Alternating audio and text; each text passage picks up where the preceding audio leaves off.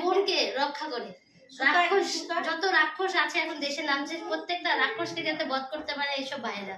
ভাইয়েরাই যদি রাক্ষস হয় তাহলে বোনরা রাখি পূর্ণিমা এই তিথিটা যে রাখা হয়েছে কিসের জন্য? এরকম ভাইয়েরা যাতে প্রত্যেকটা বোনকে রক্ষা করতে পারে। আমাদের বোনের কাছে, আমরা বোনরা প্রত্যেকটা ভাইয়ের কাছে এটাই চাই, গিফট হিসেবে কিছু না, যাতে প্রত্যেকটা বোনকে বাঁচার অধিকার দেয়, বাস। আমাদের আর কিছু চাওয়ার নেই।